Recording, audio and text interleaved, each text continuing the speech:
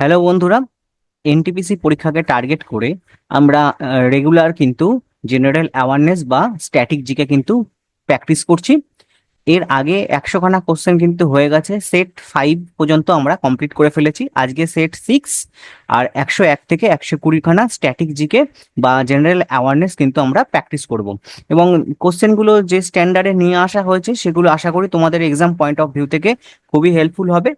কোশ্চেনগুলো কেমন লাগলো বা তোমরা পারছো কিনা সেটা আমাদেরকে কমেন্ট করে জানিও। ঠিক আছে, আজকের প্রথম প্রশ্ন দেখবো, কানাডার নতুন প্রধানমন্ত্রী পদে কে নির্বাচিত হয়েছে। দেখো, এটা কারেন্ট অ্যাফেয়ার্স বা এর ওপর থেকে কোশ্চেন, খুব ইম্পর্টেন্ট, যেটা রেলের পরীক্ষায় কিন্তু জেনারেল অ্যাওয়ারনেস রয়েছে। সুতরাং সেই পয়েন্ট অফ ভিউ থেকে কিন্তু এটা খুব ইম্পর্টেন্ট। দেখো, কানাডার নতুন প্রধানমন্ত্রী হিসেবে কে নির্বাচিত হয়েছেন। জাস্টিন ট্রুডো, পিয়ের পলিভিয়ার, মার্ক কোনি নাকি থমাস মুলকেয়ার। দেখো, বর্তমানে কানাডার নতুন প্রধানমন্ত্রী হয়েছে কিন্তু মার্ক কার্নি। মার্ক কার্নি নতুন প্রধানমন্ত্রী হয়েছে। আর এর আগে যিনি প্রধানমন্ত্রী ছিলেন তিনি ছিলেন জাস্টিন ট্রুডো। জাস্টিন ট্রুডো এর আগে প্রধানমন্ত্রী ছিলেন, প্রাইম মিনিস্টার ছিলেন। আর এখন প্রাইম মিনিস্টার রয়েছেন মার্ক কোনি। ঠিক আছে, আমরা পরের প্রশ্ন দেখব। ভারতের বিমান বাহিনীর নতুন প্রধান হিসেবে কে নিযুক্ত হয়েছেন। এক্সাম পয়েন্ট অফ ভিউ থেকে কোথায় কে নতুন ভাবে নিযুক্ত হচ্ছেন সেইগুলো কিন্তু খুবই ইম্পর্টেন্ট। তোমরা দেখে যাবে বর্তমানে ভারতের বিভিন্ন পদে কে কে নিযুক্ত হয়েছেন। তো এখানে ভারতের বিমান বাহিনীর পদে নিযুক্ত হয়েছেন হচ্ছে এয়ার মার্শাল নরবেদেশ্বর তিওয়ারি। পরীক্ষার কিন্তু কারেন্ট অ্যাফেয়ার্স এর জন্য খুবই গুরুত্বপূর্ণ। এয়ার মার্শাল নরবেদেশ্বর তিওয়ারি কিন্তু বিমান বাহিনীর প্রধান হিসাবে নির্বাচিত হয়েছে। আর একটা তোমাদের এক্সট্রা ইনফরমেশন দিয়ে রাখি, চিফ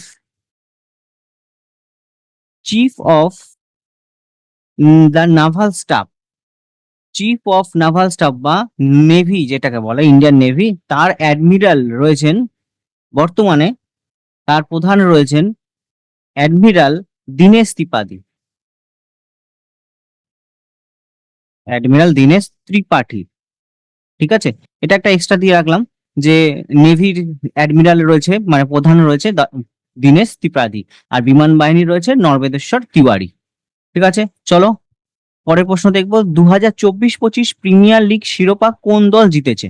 2024-25 প্রিমিয়ার লিগ শিরোপা জিতেছে Liverpool FC. Liverpool FC 2024-25 premier league জিতেছে। ব্যাকটেরিয়া ধ্বংসকারী লালা রসের উৎসেচক হলো। দেখো, সায়েন্সের পার্ট থেকে কিন্তু রেলের পরীক্ষায় দেখা গেছে বেশি প্রশ্ন আসে, সুতরাং সায়েন্সের পার্টগুলো থেকে কিন্তু একটু পড়ে যাবে। ব্যাকটেরিয়ার ধ্বংসকারী লালা রসের উৎসেচক হচ্ছে লাইসোজাইম। আমরা এক্সট্রা কিছু উৎসেচক দেখব যেগুলো লালা রসে পাওয়া যায়। দেখো, পেপসিন। পেপসিন কি? প্রোটিন। পেপসিন হচ্ছে প্রোটিনের হজমের জন্য দায়ী একটি উৎসেচক। পেপসিন প্রোটিনকে প্রোটিওস এবং পেপটনে রূপান্তরিত করে। ঠিক আছে, এটি পেটের পেপটিক কোষ দ্বারা প্রোএনজাইম পেপসিনোজেন হিসাবে নির্গত বা নিশ্চিত হয়। হাইড্রোক্লোরিক অ্যাসিডের সংস্পর্শে এসে এই প্রোএনজাইম পেপসিনোজেন বা সক্রিয় উৎসেচক হিসাবে রূপান্তরিত হয়। এটা হচ্ছে পেপসিন। এরকমই আরেকটা লালা রসের উৎসেচক আছে, তার নাম ট্রিপসিন বা ট্রাইপসিন। এটা কি করে? এটা প্রোটিওলাইটিক উৎসেচক যা প্রোটিনের হজমে সহায়ক। এটা ট্রিপসিন নিষ্ক্রিয় আকারে ট্রিপসিনোজেন নামে অগ্নাশয় দ্বারা উৎপাদিত হয়। আর একটা উৎসেচক রেনিন, এটি প্রোটিওলাইটিক উৎসেচক যা শিশুদের গ্যাস্ট্রিক রসে পাওয়া যায়। এটা কি করে? দুধের প্রোটিন হজমে শিশুদের সহায়তা করে। ঠিক আছে, এক্সট্রা ইনফরমেশন দেওয়া রইলো কিছু কিছু উৎসেচক। আর এখানে ব্যাকটেরিয়া ধ্বংসকারী উৎসেচক যেটা লাইসোজাইম আমাদের লালা রসে পাওয়া যায়। মিড ডে মিল প্রকল্প চালু হয় কত সালে? দেখো, মিড ডে মিল প্রকল্প যার বর্তমান নাম তোমরা বলতে পারবে? বর্তমান নাম হচ্ছে, মিড ডে মিল নাম তো আর নেই এখন, বর্তমানে নাম হচ্ছে পিএম পোষণ যোজনা। পিএম পোষণ যোজনা হচ্ছে এই মিড ডে মিলের এখন নাম। আর এটি চালু হয়েছিল 1995 সালে। এই প্রকল্প চালু হয়েছিল 1995 সালে। মিচ্ছকটিক নাটকের রচয়িতাকে? ভাস, ডন্ডি, বিশাখ দত্ত নাকি শূদ্রক? দেখো, মিচ্ছকটিক নাটকের রচয়িতা হচ্ছে শূদ্রক। আমরা বেশ কিছু ইনফরমেশন দেখব, বিভিন্ন নাটক, ঐতিহাসিক নাটক যেগুলো পরীক্ষায় আসে আমরা এক্সট্রা ইনফরমেশন হিসেবে দেখব। দেখো, মিচ্ছকটিক নাটকের রচয়িতা যেমন শূদ্রক, সেরকমই মুদ্রা রাক্ষস, দেবী চন্দ্রগুপ্তম, এটা কার লেখা? এটা লেখা হচ্ছে বিশাখ দত্তের লেখা। মুদ্রা রাক্ষস, দেবী চন্দ্রগুপ্তম, বিশাখ দত্তের লেখা। সেরকমই মেঘদূত, অভিজ্ঞান শকুন্তলম, এটা কালিদাসের লেখা। বৃহৎ সংগীতা, পঞ্চসিদ্ধিকা, বরাহ মিহিরের লেখা। কাদম্বরী, হর্ষচরিত, বাণ ভট্টের লেখা। দানসাগর, অদ্ভুত সাগর, বল্লাল সেনের লেখা। খুব গুরুত্বপূর্ণ, ঠিক আছে। প্রিয়দর্শিকা, হর্ষবর্ধনের লেখা। প্রত্যেকটা কিন্তু এক্সট্রা ইনফরমেশন গুলো কিন্তু খেয়াল রাখবে, যেগুলো আমরা রিভিশন করছি, আমাদের কিন্তু হেল্পফুল হবে। চলো, গ্লুকোমা মানবদেহের কোন অংশের রোগ? গ্লুকোমা মানবদেহের কোন অংশের রোগ? চোখ, কান, গলা, নাক। গ্লুকোমা কিন্তু চোখে দেখা যায়, চোখের রোগ। থ্যালাসেমিয়া দিবস পালিত হয় কত তারিখে? থ্যালাসেমিয়া দিবস পালিত হয় কত তারিখে? থ্যালাসেমিয়া দিবস পালিত হচ্ছে 8ই মে। 8ই মে থ্যালাসেমিয়া দিবস পালিত হয়, 8ই মে, ঠিক আছে। Arms and the man, arms and the man, এটি কে লিখেছেন? এটি লিখেছেন জিবি শাহ। জিবি শাহ লিখেছেন আর্মস অ্যান্ড দ্য ম্যান। 110 নম্বর প্রশ্ন দেখো, কে লোকসভা ও রাজ্যসভার যৌথ অধিবেশন আহ্বান করেন? রাষ্ট্রপতি, লোকসভা স্পিকার, রাজ্যসভার চেয়ারম্যান নাকি অ্যাটর্নি জেনারেল? এই যে যৌথ অধিবেশন যে আহ্বান করতে পারে, এর জন্য যে আর্টিকেল নম্বর সেটা হচ্ছে 108। 108 নম্বর আর্টিকেল অনুযায়ী কিন্তু এই যৌথ অধিবেশন আহ্বান করা হয়। যৌথ অধিবেশন আহ্বান করতে পারেন রাষ্ট্রপতি, আর এই যৌথ অধিবেশনের যিনি সভাপতিত্ব করেন তিনি হচ্ছেন লোকসভা স্পিকার। ইনি হচ্ছেন সভাপতিত্ব করেন, ঠিক আছে, লোকসভা স্পিকার। আর আহ্বান করতে পারে রাষ্ট্রপতি। খেয়াল রেখো 108 নম্বর আর্টিকেল অনুযায়ী। 111 নম্বর প্রশ্ন দেখো, মিসি ও দাফনা ভাষা কোথায় প্রচলিত? কর্ণাটক, কেরালা, অরুণাচল প্রদেশ নাকি অন্ধ্রপ্রদেশ? মিসি ও দাফনা ভাষা কোথায় পরিচিত? দেখো, কেরালা, এই কেরালার জন্য কিন্তু কেরালার ওখানে যে লোকাল ল্যাঙ্গুয়েজ বা কেরালাতে কিন্তু এই মালায়ালাম ভাষা, অফিসিয়াল ভাষা যেটা রয়েছে মালায়ালাম, ঠিক আছে। আর এই কর্ণাটক, কর্ণাটকের অফিসিয়াল ভাষা কি? কর্ণাটকের অফিসিয়াল ভাষা কন্নড়। ইংরেজিতে এটাকে লেখে এইভাবে, কানাড়া। কর্ণাটকের অফিসিয়াল ল্যাঙ্গুয়েজ। অন্ধ্রপ্রদেশের অফিসিয়াল ল্যাঙ্গুয়েজ কি? অন্ধ্রপ্রদেশ অফিসিয়াল ল্যাঙ্গুয়েজ হচ্ছে তেলেগু। পড়ে রইল কি? অরুণাচল প্রদেশ। অরুণাচল প্রদেশে হচ্ছে মিসি আর এই দাপনা ভাষা কিন্তু দেখা যায়, মিসি আর দাপনা ভাষা, ঠিক আছে। চলো, পৃথিবীর নিরক্ষীয় ব্যাস কত? মনে রাখবে দুটো প্রশ্ন কিন্তু দেয় এখানে, পৃথিবীর নিরক্ষীয় ব্যাস আর পৃথিবীর মেরু ব্যাস। পৃথিবীর মেরু ব্যাস হচ্ছে, পৃথিবীর মেরু ব্যাস হচ্ছে 12,714 কিলোমিটার, ঠিক আছে। আর নিরক্ষীয় ব্যাস হচ্ছে 12,756, কোথাও কোথাও 12,742ও লেখা থাকে, ঠিক আছে। কোথাও কোথাও 12,742 লেখা থাকে, কোথাও কোথাও 12,756 লেখা থাকে, কিন্তু মেরু ব্যাস যেটা আছে সেটা হচ্ছে 12,714। এই অপশন এরটা যদি কেউ টিক দিয়ে আসো পরীক্ষা হলে কিন্তু ভুল হয়ে যাবে, ওটা মেরু ব্যাস। চলো, পরের প্রশ্ন দেখবো, 113 নম্বর প্রশ্ন। পাইরিয়া কোন ধরনের জীবাণু ঘটিত রোগ? পায়োরিয়া কোন ধরনের জীবাণু ঘটিত রোগ? তোমরা বলো পায়োরিয়া কোথায় হয়? এই পায়োরিয়া এটা কিন্তু দাঁতে দেখা যায়, ঠিক আছে।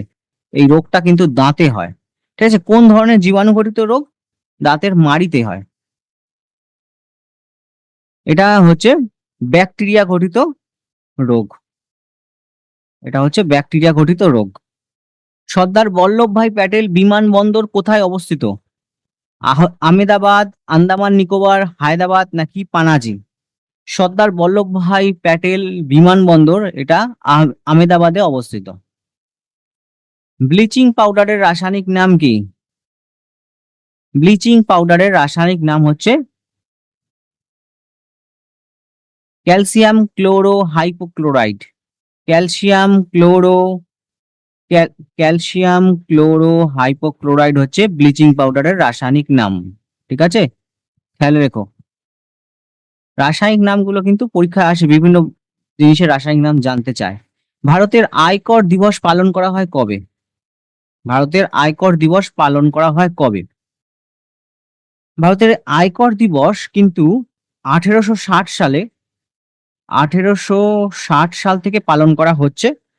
এটা প্রথম আয়কর দিবস পালন করা হয়েছিল এই 1807 সালে, ঠিক আছে। এটা পালন করা হয় 24শে জুলাই। 24শে জুলাই আয়কর দিবস পালন করা হয়। 117 নম্বর প্রশ্ন, নিম্নের কার সমসাময়িক ছিলেন পতঞ্জলি? পতঞ্জলি নিম্নের কার সমসাময়িক ছিলেন? মিহির ভোজ, ধননন্দ, পুষ্যমিত্র নাকি বিন্দুসার? সঠিক উত্তর হচ্ছে পুষ্যমিত্র। পুষ্যমিত্র সমসাময়িক ছিলেন হচ্ছেন পতঞ্জলি। আমরা বেশ কিছু ইনফরমেশন দেখব, যেখানে দেখো এই যে হর্ষবর্ধনের বাণভট্ট সময়কার ছিলেন, বা হর্ষবর্ধনের সভাকবি বাণভট্ট, কনিষ্ক ও হচ্ছে অশ্বঘোষ, আকবরের আবুল ফজল, আর আলাউদ্দিন খলজির আমির খসরু, সমুদ্রগুপ্তের হরিসেন, দ্বিতীয় চন্দ্রগুপ্ত বা বিক্রমাদিত্যের কালিদাস, আর দ্বিতীয় পুলকেশী রবিকীর্তি। ঠিক আছে, এনারা কিন্তু সমসাময়িক ছিলেন। কিছু কিছু তোমাদের সভা কবিও পেয়ে যাবে, ঠিক আছে। কালিদাস কিন্তু দ্বিতীয় চন্দ্রগুপ্তের সমসাময়িক ছিলেন। কে মারাঠা নেভি গঠন করেছিলেন? মারাঠা নেভি গঠন করেছিলেন কে? সম্ভাজি, শিবাজি, বালাজি বাজিরাও নাকি বালাজি বাজিরাও দ্বিতীয়? ঠিক আছে, দেখো মারাঠা নেভি বা মারাঠার যে নেভি শক্তিশালী করেছিল কিন্তু শিবাজি। শিবাজি একমাত্র মারাঠা নেভি শক্তিশালী করেছিল। আর এই শিবাজি সম্পর্কে এই জিনিসটা জেনে রাখো যে 1674 এই সালে কিন্তু তারা রাজ্যাভিষেক হয়, বা প্রণ বলতে পারো, হয় হচ্ছে 1674। আর ঔরঙ্গজেব তাকে একটা নাম দিয়ে উপাধি দিয়েছিল, ঔরঙ্গজেব, সেটা তোমরা মনে রাখতে জানো? ঔরঙ্গজেব শিবাজিকে রাজা উপাধি দিয়েছিল, ঠিক আছে, রাজা উপাধি দিয়েছিল, রাজা উপাধিতে অভিহিত করেছিল। চলো, 119 নম্বর প্রশ্ন, মিল্ক অফ ম্যাগনেসিয়া কি হিসাবে ব্যবহৃত হয়? এই যে তোমাদের একটু আগেই বলছিলাম যে বিভিন্ন জিনিসের কেমিক্যাল নেম কিন্তু পরীক্ষায় আসে, বিশেষ করে রেলের পরীক্ষা এবং বিজ্ঞানের যে টপিকগুলো থাকে সেখানে কিন্তু দেখা যায়। তা মিল্ক অফ ম্যাগনেসিয়া হচ্ছে এই লাক্সাটিভ এর কেমিক্যাল নেম হচ্ছে মিল্ক অফ ম্যাগনেসিয়া। আজকের ক্লাসের শেষ প্রশ্ন দেখব, দমকলের লোকেদের পোশাক কোন ধরনের প্লাস্টিক দিয়ে তৈরি করা হয় যাতে আগুন না লাগে? দেখো একটু স্পেশাল ধরনের প্লাস্টিক থাকে কিন্তু দমকলের যে পোশাকদের, কারণ যাতে আগুন থেকে যাতে সুরক্ষা পায় সেই জন্য একটা স্পেশাল কোয়ালিটির প্লাস্টিক কিন্তু ওইখানে ইউজ করা হয়। তোমাদের বলতে হবে কোন ধরনের মেটেরিয়ালস থাকে, সেটা নাইলন, মেলামাইন, রেয়ন নাকি আর্কালিক। এটা সঠিক উত্তর হবে হচ্ছে মেলামাইন। মেলামাইন থাকে, সেই কারণে কিন্তু তারা আগুন থেকে কিছুটা সুরক্ষিত হয়, আগুন চট করে ধরে যায় না। দেখো এই হলো আজকের দিনের টোটাল 20খানা জেনারেল অ্যাওয়ারনেস বা জিকে প্রশ্ন বলতে পারো, ঠিক আছে। এর আগে কিন্তু 5খানা সেট হয়ে গেছে, যেখানে 100টা কোশ্চেন কিন্তু কভার করা হয়েছে। তোমাদের কোশ্চেন গুলো কেমন লাগছে আর এক্সাম স্ট্যান্ডার্ড, কোশ্চেনের স্ট্যান্ডার্ড কেমন আছে সেটাও তোমরা জানিও। অবশ্যই ভালো লাগলে সাবস্ক্রাইব করে নিও।